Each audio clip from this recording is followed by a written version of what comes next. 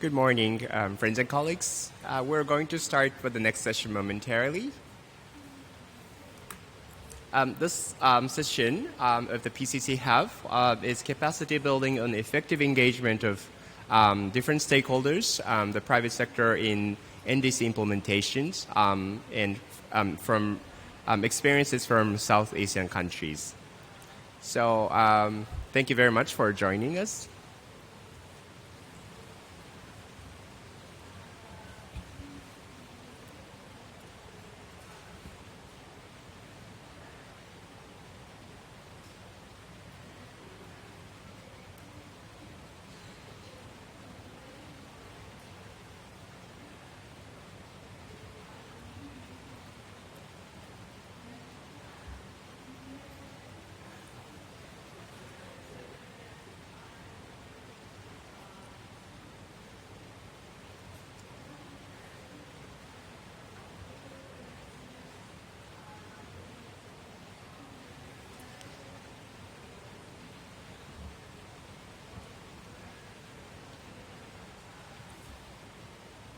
Okay,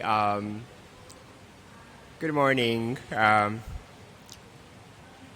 you very much for joining us for this event at the Capacity Building Hub. Maybe can I ask the PowerPoint slide on the screen?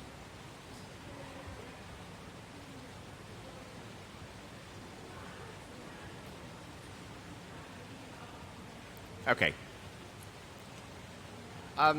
Maybe I should start introducing myself. My name is Makoto Kato. A member of Board of Directors, oversees the Environmental Cooperation Center, Japan. We are working on capacity building, and today, especially, we are shedding a light on stakeholders' engagement, and in particular, the private sector, for the implementation of nationally determined contributions. So we have been engaged in practices on the ground, and we're happy to share experiences, especially from our own activities in Southeast Asian countries. And of course today, we have friends and colleagues outside of Southeast Asian countries. I think it's very exciting for you, and also very exciting for us to share these experiences. And we are also interested in replicating these experiences to other regions. Just talking about the background. As you know, the developing countries' governments are in efforts to address and accelerate the implementation of their nationally determined contributions, NDCs.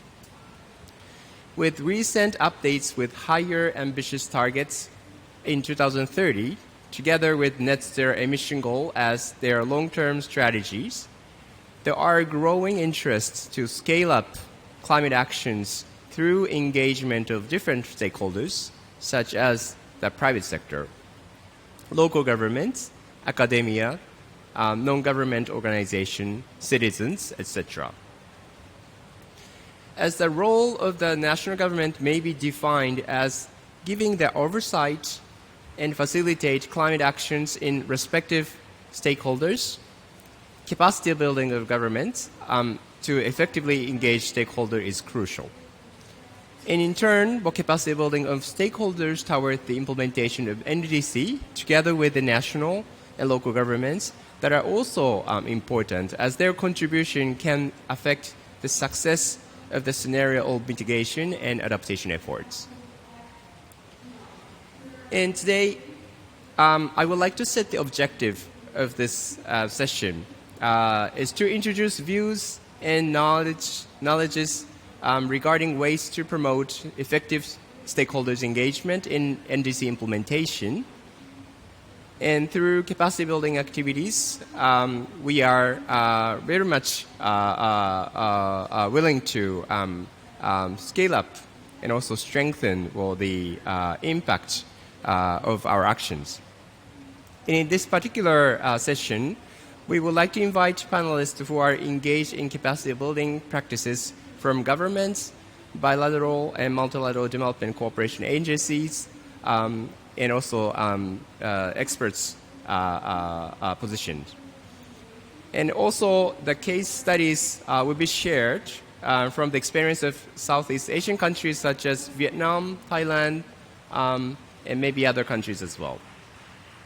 So maybe I would like to turn the slide. The next slide, please. Okay. Here, I would like to introduce our fellow colleagues who kindly offered their contribution to participate in this panel. Right next to me is Mr. Dr. Luong Quan Huy, who is from the Ministry of Natural Resources and Environment, Vietnam.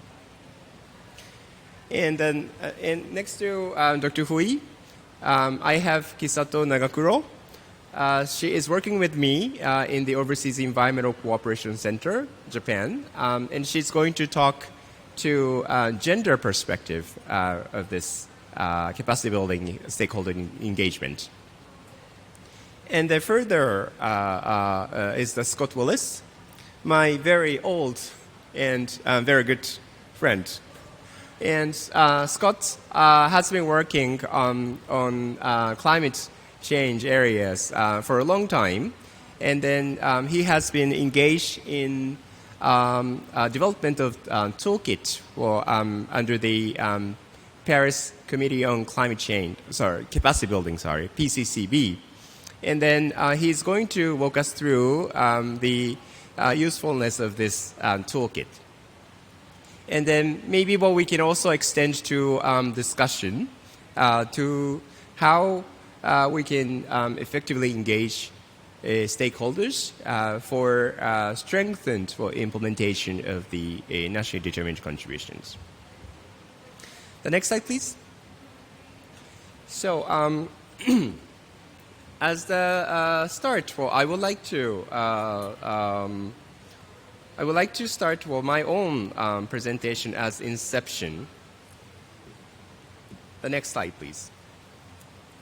So today, I am very happy to share cases from Southeast Asian countries. And then one of the projects here is what we called JICA support for planning and implementation of the nationally determined contribution in Vietnam. In short, we call it SBI NDC in Vietnam. For the detail, maybe Dr. Phui will talk, but I just want to walk you through what we are doing in this project.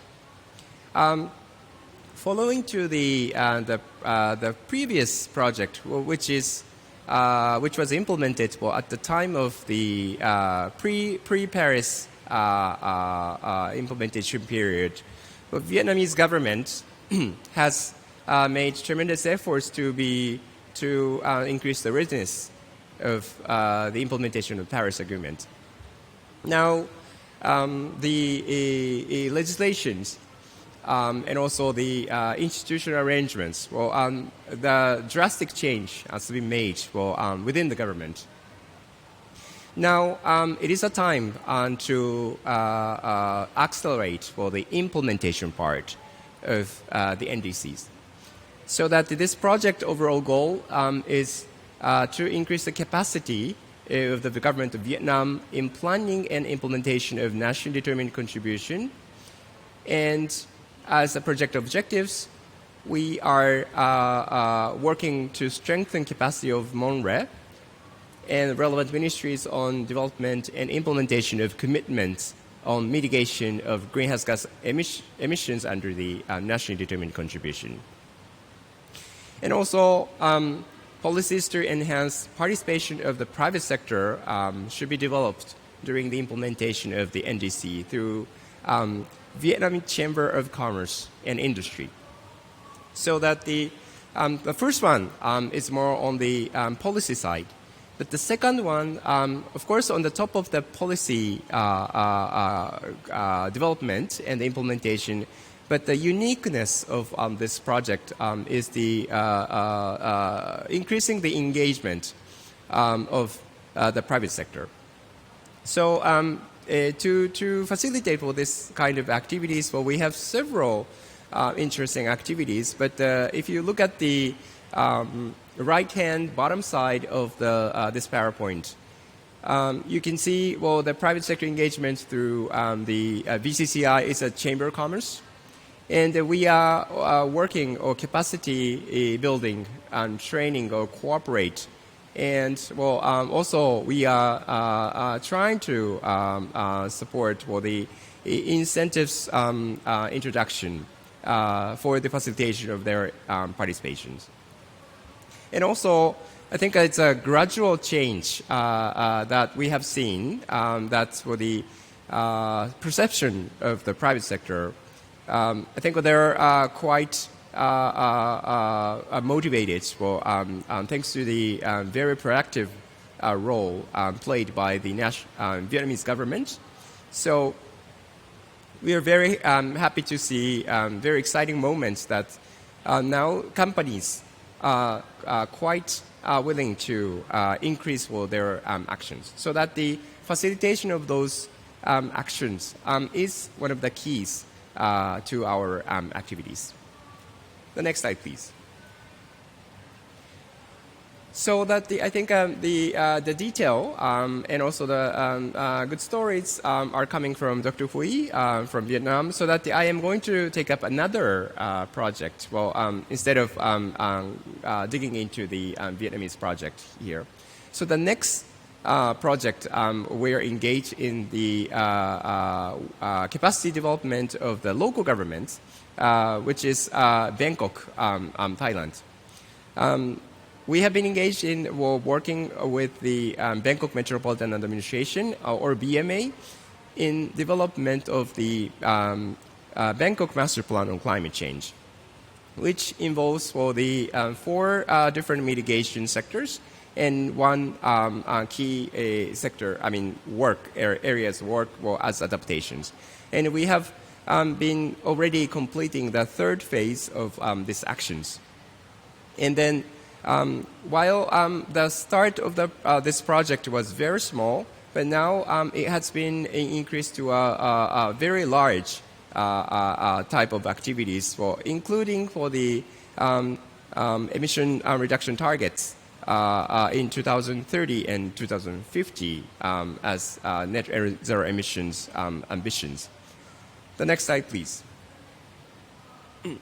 So just to let you know, the Bangkok Metropolitan Administration has been very successful in achieving 2020 target, which is in line with nationally appropriate mitigation actions, NAMAs.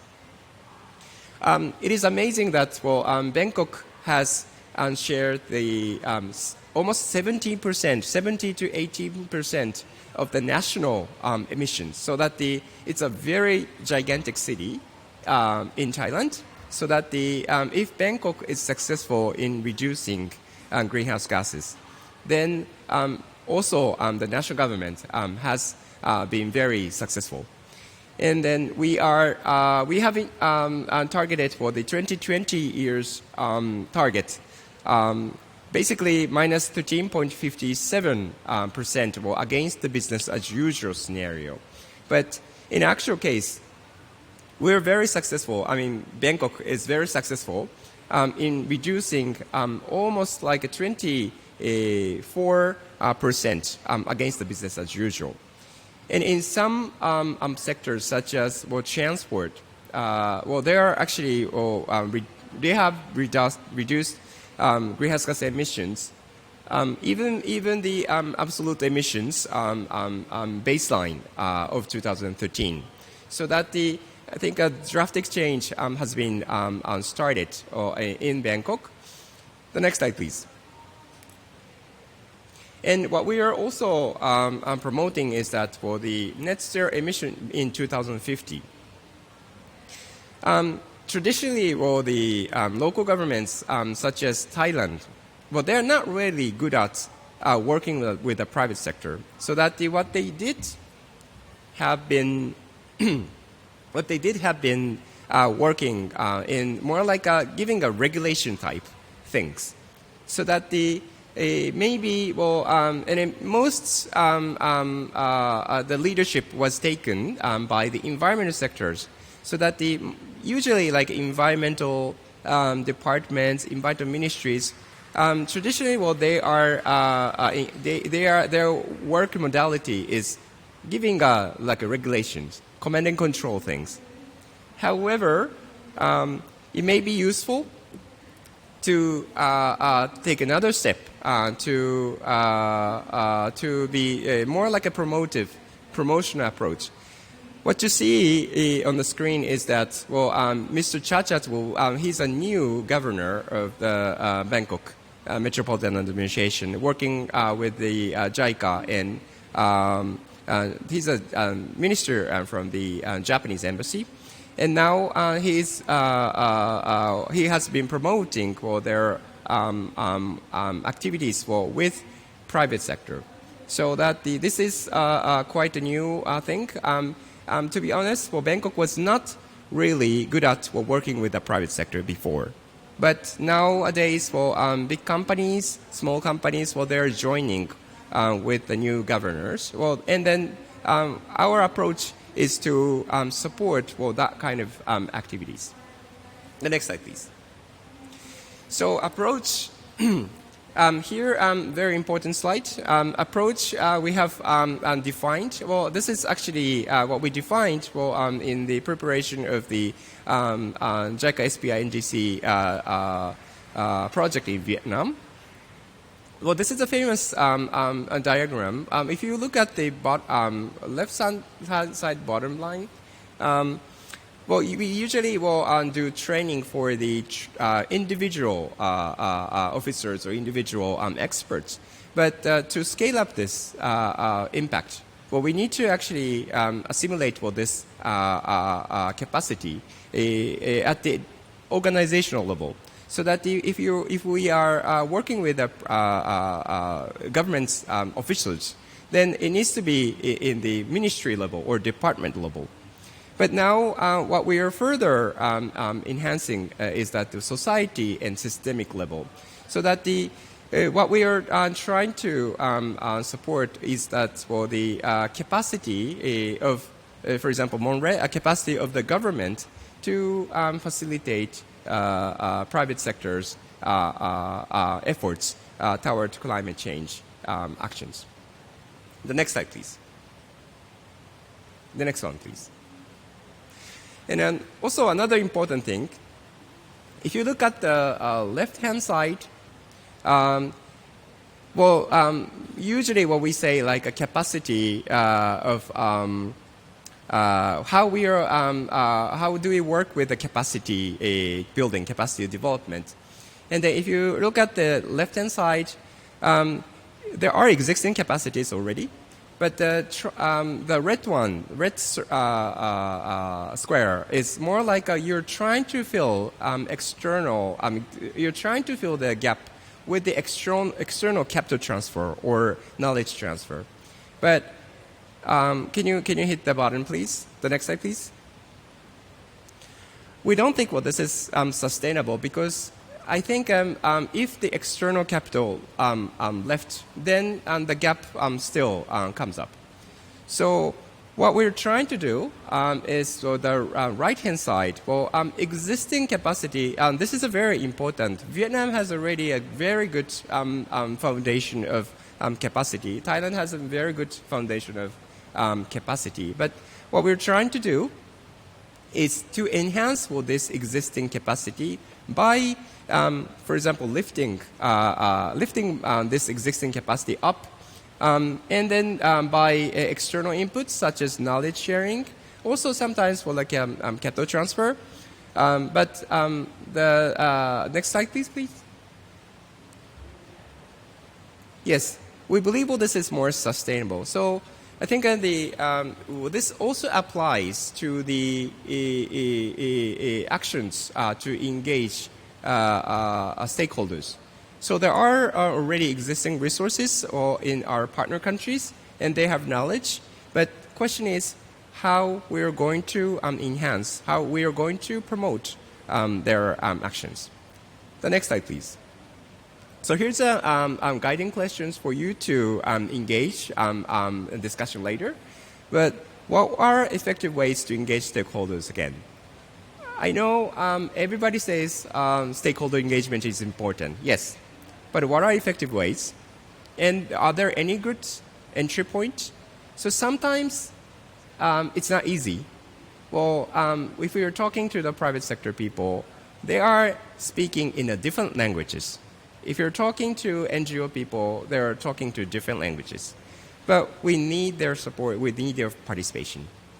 So how can we find good entry points to start working with them? And the third one is how do you manage for entry success for durable partnership? So maybe in the entry part, we can we can make a good start. But we need to maintain the partnership with them. So how can we do this? So this is another thing we would like to discuss with you. So far, this is the sort of like an inception type of our discussion. So then I would like to start inviting my colleagues. And maybe Dr. Fui, can I ask you to start your story?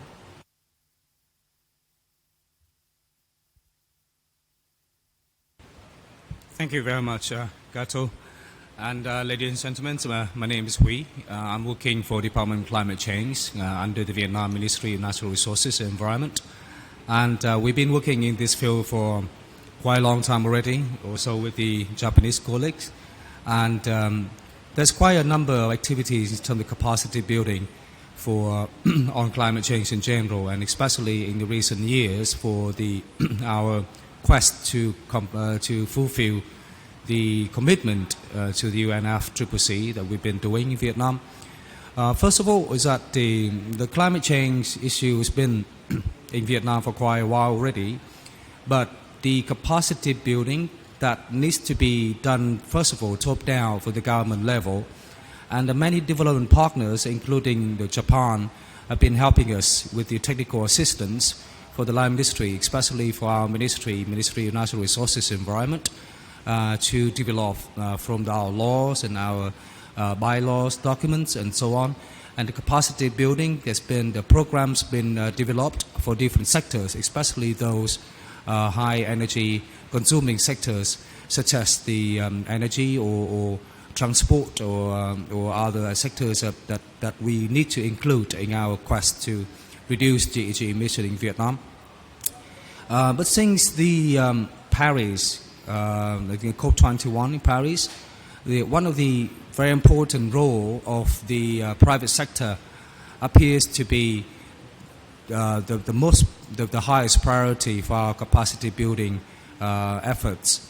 So there are only about less than 7% of the companies in Vietnam are multinational companies who already have the capacity in terms of the GHG emission reduction, in terms of green growth, in terms of sustainable development, because they have been doing that in many other countries and they have the experience.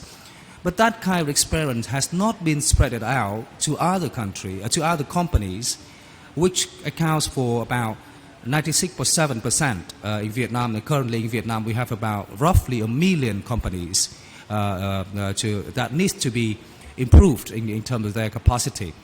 So in the past few years, the government of Vietnam has been trying to develop a capacity building program for all of those sectors. And the way we approach is that we work with development partners like JICA and others to develop tailor-made programs starting with the technical aspect that support the companies and the private sector to fulfill, first of all, the legal requirements for them to do, for example, their GHG inventory, or they develop their own action plan to reduce GHG emission. So we divided them into different sectors like energy and agriculture, forestry and waste and transport and so on. And all those sectors been under management by different line ministries in Vietnam. So there's a link between the government and the private sector that we do. And we also had the support from what we call the VCCI, the Vietnam Chamber for Commerce and Industry, which is the hub for us to go through, from the government to go through to VCCI to work with private sector. And alongside with that, we have many business associations, for example, Steel Association or Cement Association, Textile Association, and so on.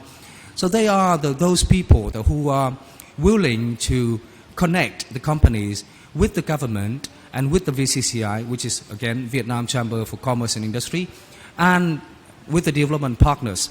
And we started with those who got a higher or potential to reduce GHG emission, for example, the energy or transport, and also the building sector as well. So those are the people who can spread out the knowledge and the experience to other sectors. And we think that, well, that is probably the appropriate approach for Vietnam to do. And in the past few years, the project that Makato mentioned, what we call SPI NDC, meaning strengthening the planning and implementation of our NDC. And our NDC, as you know, that well, since COP26, most countries have updated their NDC, including ours. So the target has been much higher, from 27 for last year, coming up to 43.5% this year that we just have updated and submitted to UNFCCC a few days ago. And so that means there's a lot more pressure on private sector, which they need to improve their capacity quicker and in more effective way, and have to put that in action immediately. And our law on environmental protection, which include that the provision for GHG emission reduction, requires a company to start their GHG emission reduction by 2025. So that means we don't have that much time left until that. Well, we need to provide the private sector with the sufficient knowledge and capacity to fulfill their requirements from legal documents, and also to support them with the technical aspect to reduce their GHG emission in their operation. And another very important aspect that we always ask about is finance. Excuse me. And currently, that while we have a lot of opportunities for green finance, and the banking system in Vietnam is very much willing to provide preferential loans to companies. But the most important thing is that they need to understand why they need to invest into the green finance and in order to reduce. So that's something that, well, the government of Vietnam, and especially the Ministry of Finance and our ministry, has been working with development partners and the banking system in Vietnam. Not only the Vietnamese banks, but also international banks been coming to Vietnam to help us with how to mobilize that. We realize that the tons and tons of money out there within the private sector, within the community, that needs to be invested in the right way and to make the profit for the company, while doing all those changing or transition into achieving the net zero commitment that we have.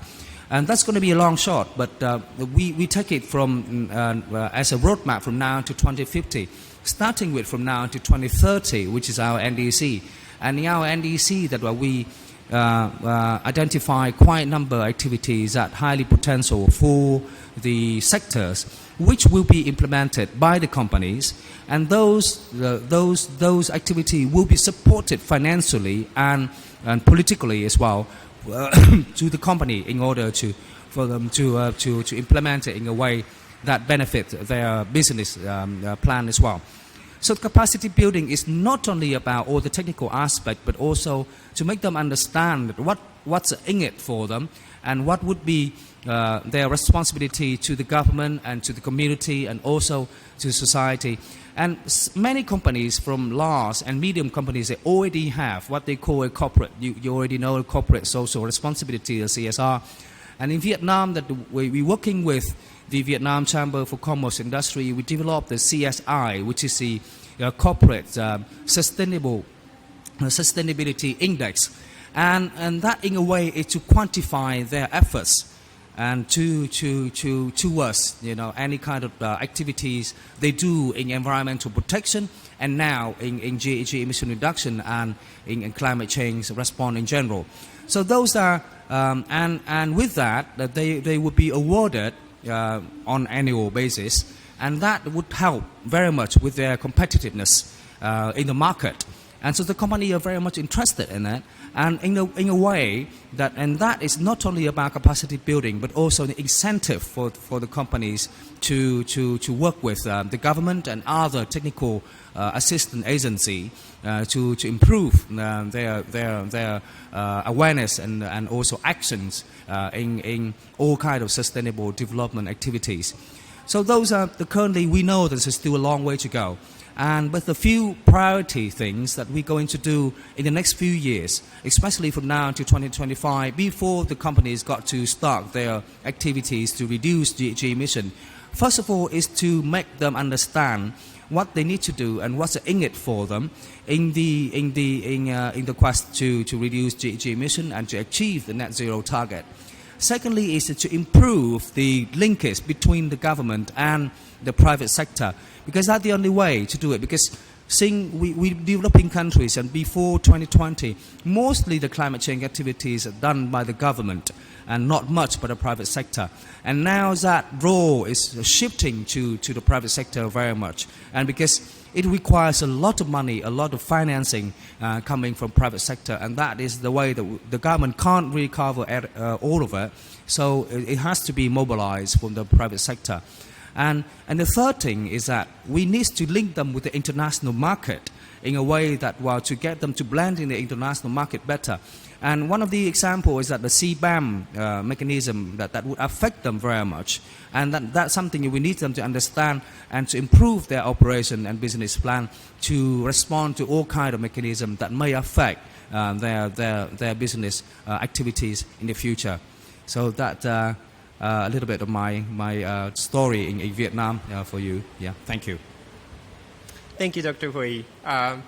It's been really amazing that the Vietnamese government, actually his office, has actually transformed into something really interesting. And also he is transforming, his office is transforming the community of climate community in Vietnam. Not only public one, not anymore, but also like private sector has actively working with his office. And now a very big partner called VCCI, Vietnam Chamber of Commerce and Industry. Well, they are backing up the government's efforts in many ways. So I think this is a good example for us to follow, maybe. Okay, next I would like to invite Ms. Kisato Nagakuro, because the stakeholder engagement is not only about government, private sector, but also we need to consider, we want to consider the gender perspective. So she's going to speak to gender perspective, engagement of women, those kind of themes. So Nagakuro-san, can I have you? Okay, thank you, Kato-san. Good morning, distinguished participants, friends, and colleagues. I'm Kisato Nagakuro from Overseas Environmental Cooperation Center, Japan.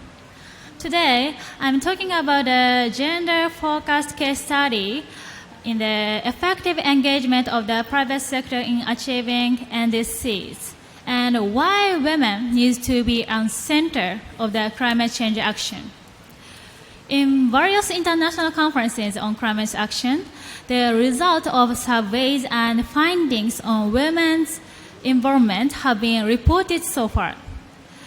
Empirical analysis has shown that highlight the participation rate of women, the higher the performance in taking the climate change actions.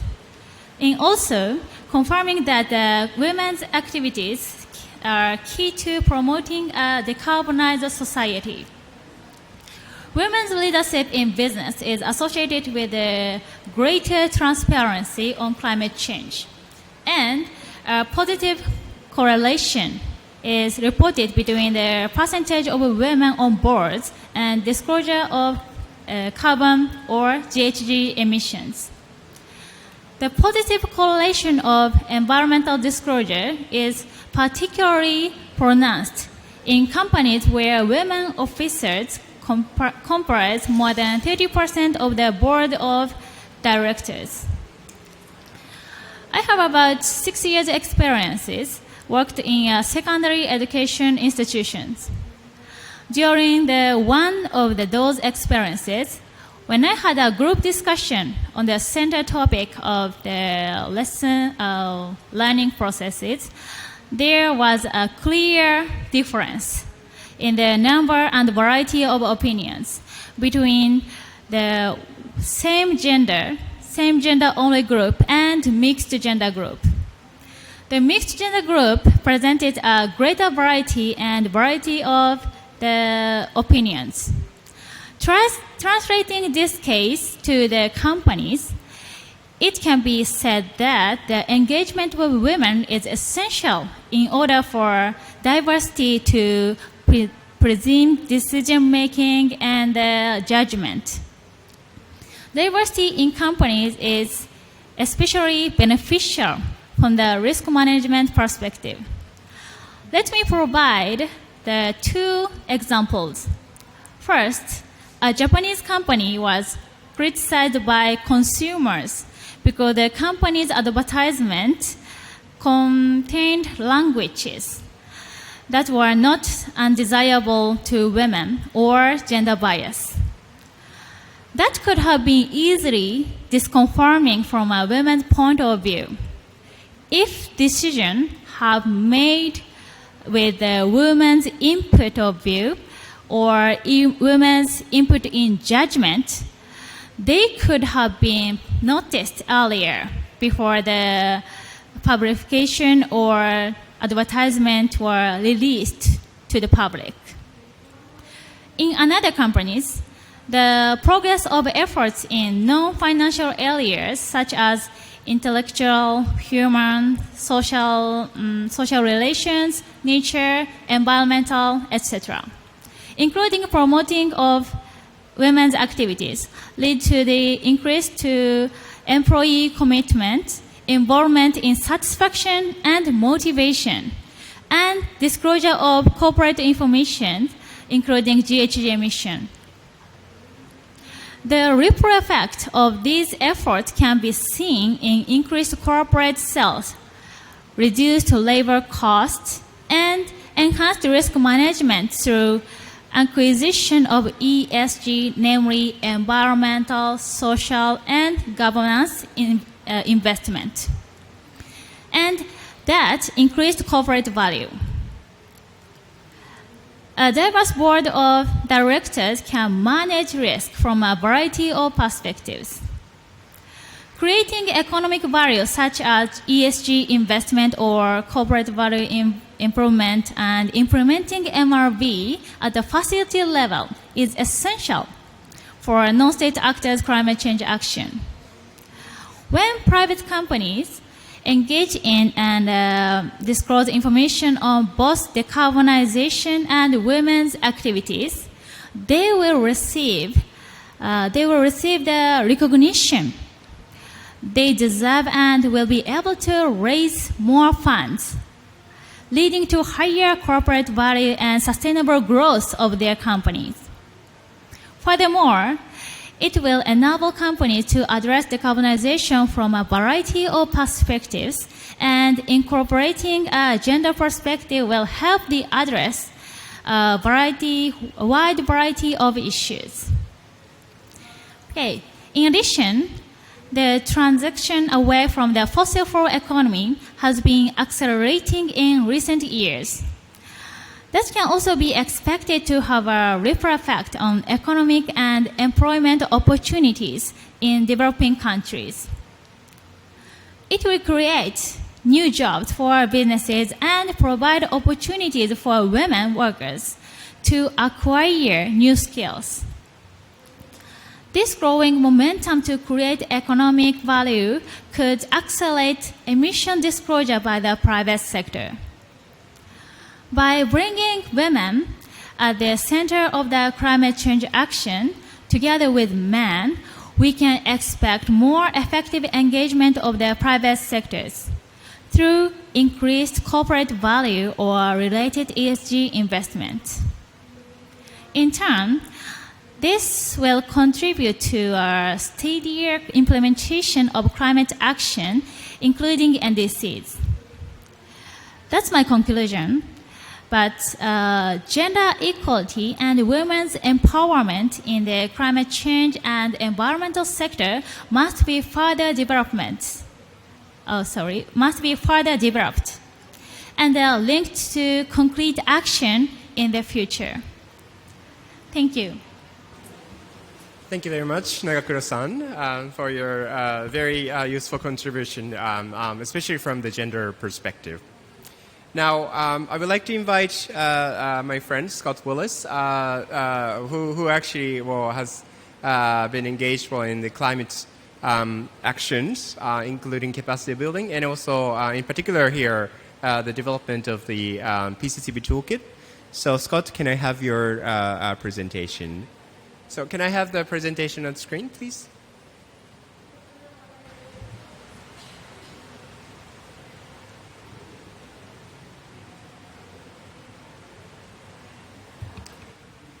Thanks, Makoto-san. It's nice to be up here with you today. If I could just offer a couple of brief reflections on the remarks we just heard. I mean, I think I fully align myself with Ms. Gazato's remarks. I mean, anyone who's spent any time in the climate change space knows that the sort of early and frequent engagement of women is absolutely fundamental to success in any sort of engagement we're going to undertake. And designing these processes with women at the center from the very beginning is very important. Dr. Quang Huy, it was also very interesting to. I know that Vietnam's worked very closely with the Overseas Environmental Cooperation Center, certainly for the duration of time that Makoto and I have been friends, which dates back nearly 20 years to the capacity building process here at the UNFCCC. But it was also interesting to learn about the work that the Vietnam Chamber of Commerce has undertaken in this regard. Speaking from my experience as a former director of the Environment and Natural Resource Division at the Canadian Chamber of Commerce, the programs that you were describing put anything that we can sort of offer from a Canadian perspective to shame. So it was really it was quite interesting to learn a little bit more about that. And Makoto, if you needed a headshot, I could have given you one. But I suppose we can address that for next time. Okay, turning to the capacity building toolkit from the PCCB. The mandate from the process was for the PCCB to produce a toolkit to assess needs and gaps at national level to support national officials' engagement in the Paris Agreement process. If you could, next slide, please.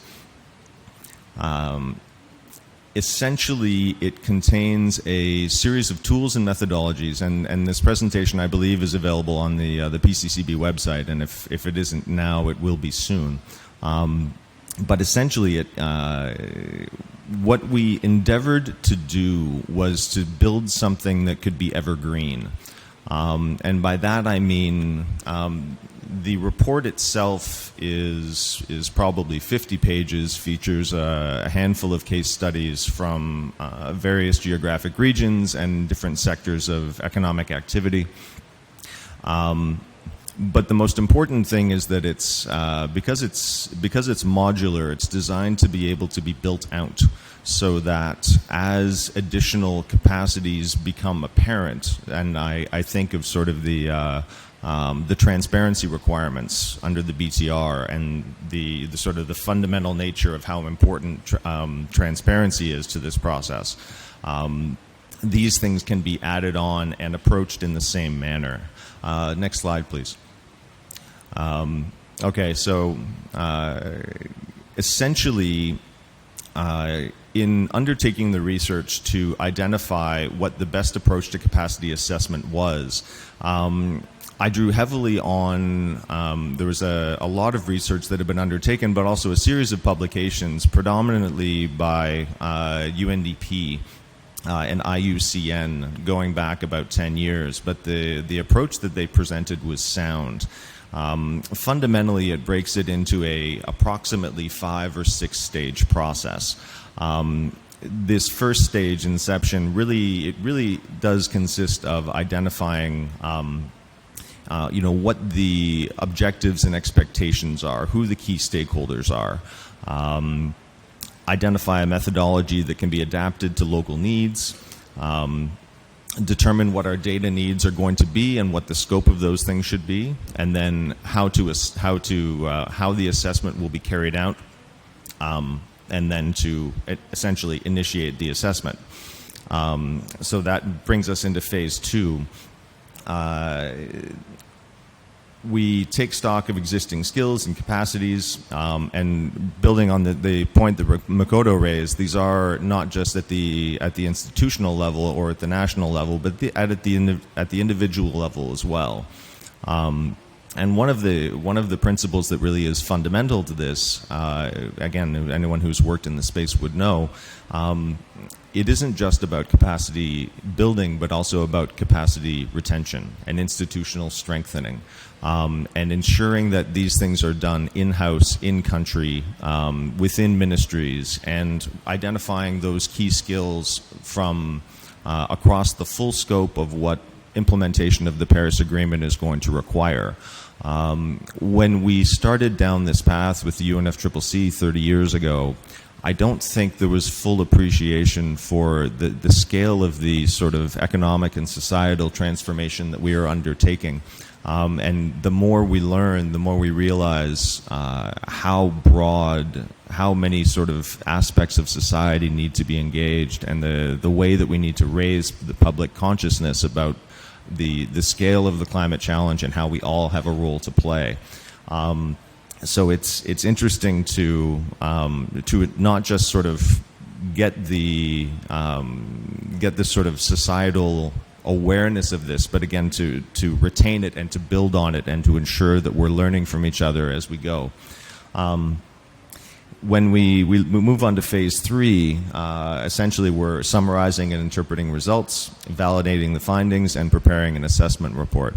And something that Makoto spoke to earlier in terms of stakeholder engagement. Stakeholder engagement is fundamental at every stage of this process. Proper identification of stakeholders, but then ensuring that we're going back and we're signal checking with stakeholders to make sure that this is, in fact, we are looking to measure the right things. We're looking to measure the right data. Do we have the right systems in place? Do we have the right skills? Are we asking the right questions? And then validating these findings with stakeholders as we go. So the fourth stage would be essentially developing an action plan to address those identified capacity needs and gaps, to identify resources that can support these actions that need to be undertaken, and then to go ahead and implement the plan. And then again, we find ourselves monitoring and evaluating what those gaps themselves are. And then it feeds back, because this is a process that it is iterative and it does take time.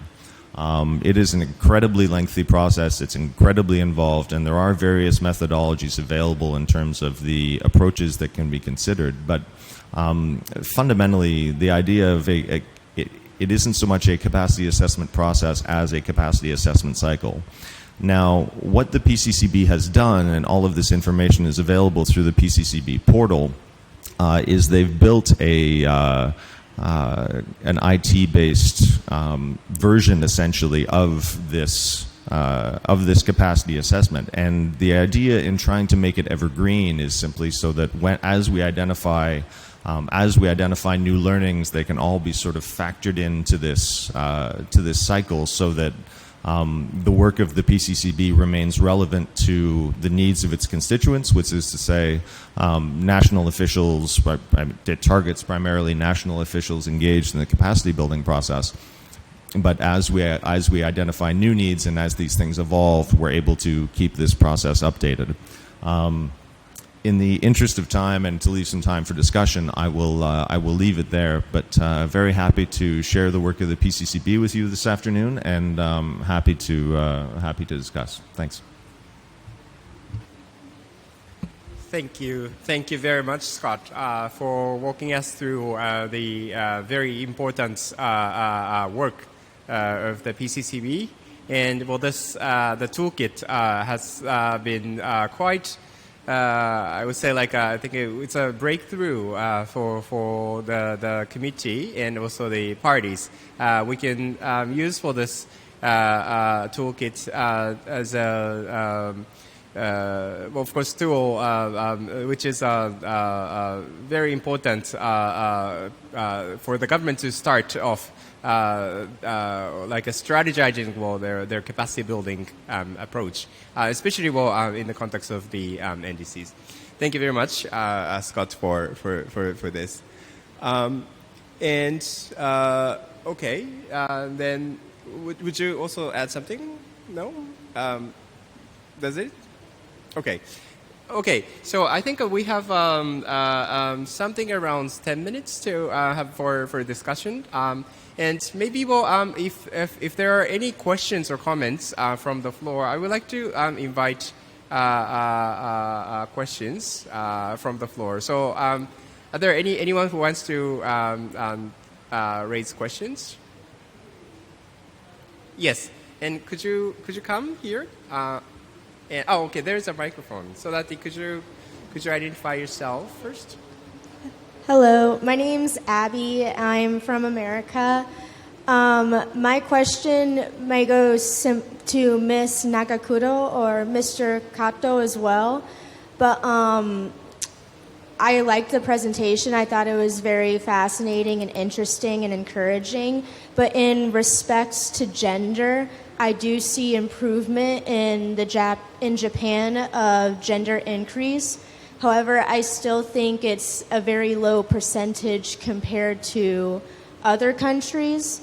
And my question is, what pressure is Japanese government putting on stakeholders to encourage women to, especially Japanese women, to take higher positions and be able to take sabbaticals if they want children, and not to be demoted to just office flowers? So what is the pressure that the Japanese government is using? Very good question. I like that question, actually. Okay, maybe if there are another question, then we can respond. Okay, thank you very much. We'll keep that question. Okay, are there any other people who want to raise questions? Okay, so there's another one here.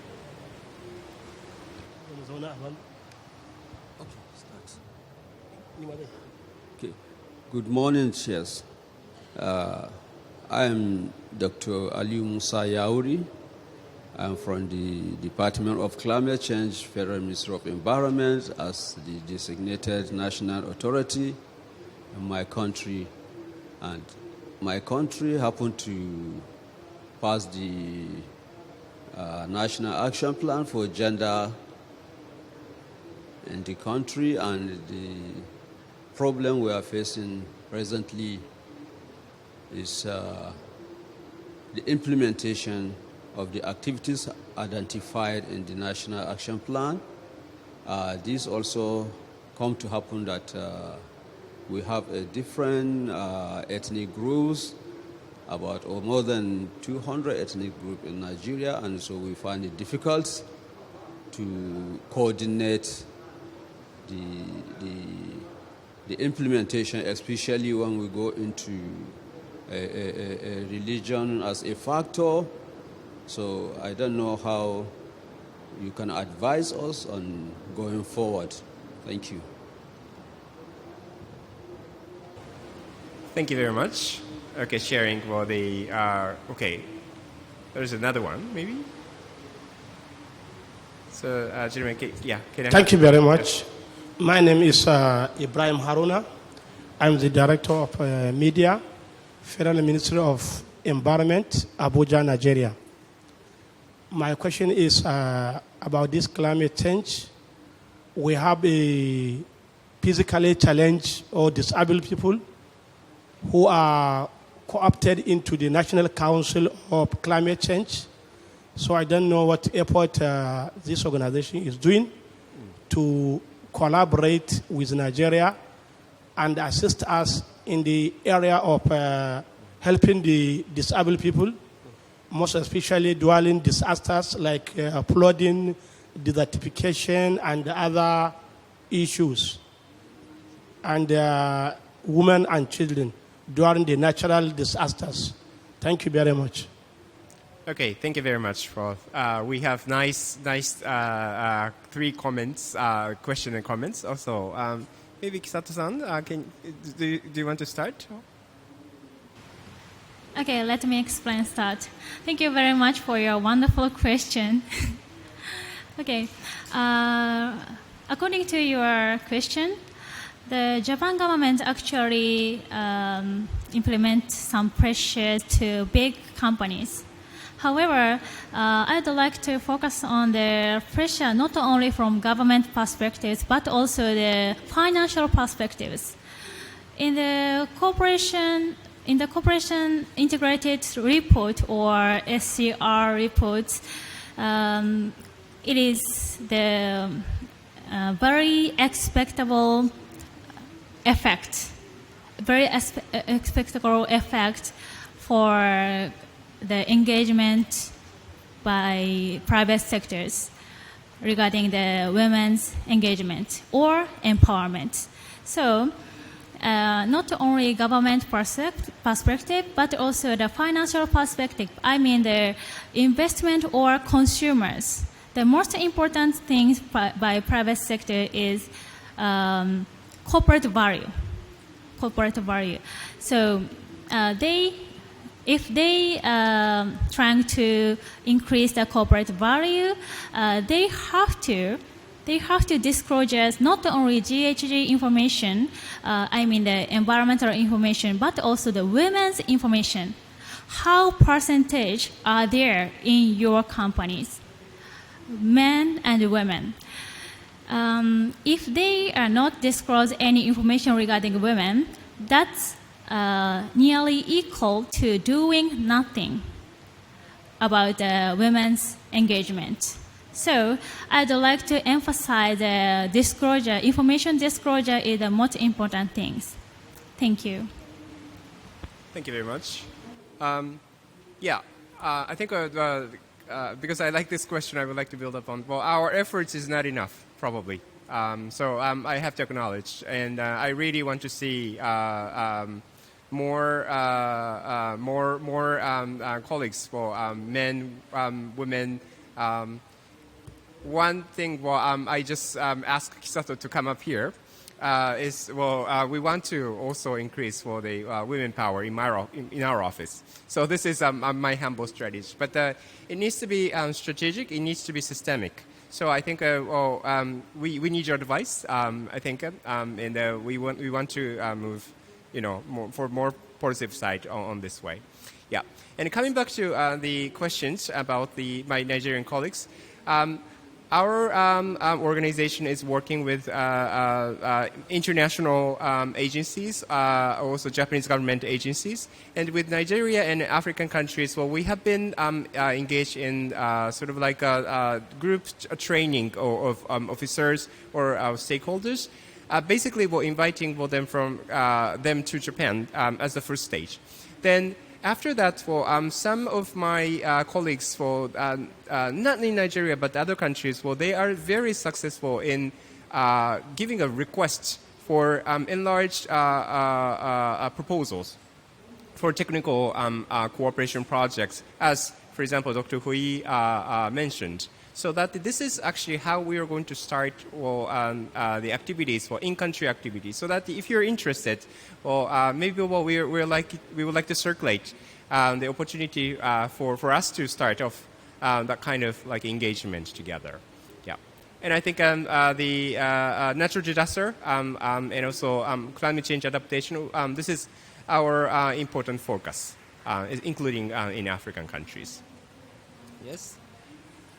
Okay. Scott, do you want to say something? No? Okay. On anything in particular? Well, maybe if you don't have, it's okay. But for the women's engagement, for example, you said like. Sure. I mean, the one thing about the toolkit is it was also designed to be set up to address cross-cutting issues such as gender as well. And there's a particular case study on gender from the toolkit.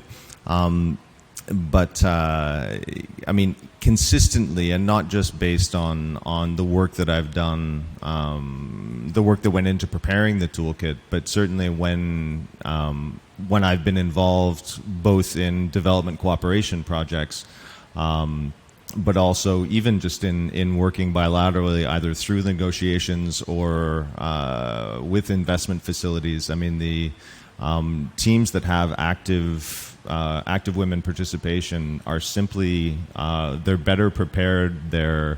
You tend to get a more robust perspective. The thinking that has gone into the positions that are being adopted are consistently more effective. They're more thorough, and they tend to lead to better outcomes. Again, I don't think this is news, but it is. And I was interested with Ms. Gazato's the data that she was presenting, but certainly that's borne out based on the 20 years that I've been doing international climate change policy, and it's incredibly clear. It's incredibly important, and we can't. We're not doing enough of it, and we can't do it fast enough. In terms of capacity building and capacity retention. It needs to start with women. It's just it's the most effective way to ensure value for investment and to ensure outcomes that have an opportunity to be Paris aligned. Thank you very much. Well, that's a very valuable comment for we want to learn from, and then we want to put it in practice. Okay. Now time is up, so that I would like to wrap this up. But thank you so much for sharing time with us. And I think the capacity building, including the enhancement, engagement of multi-stakeholders, the different stakeholders. Well, this is our crucial approach to strengthen our implementation of nationally determined contribution. So I think this is a good start for us to communicating with each other. So please keep contact with us, and then let's continue to work together. So thank you very much for your participation. Thank you.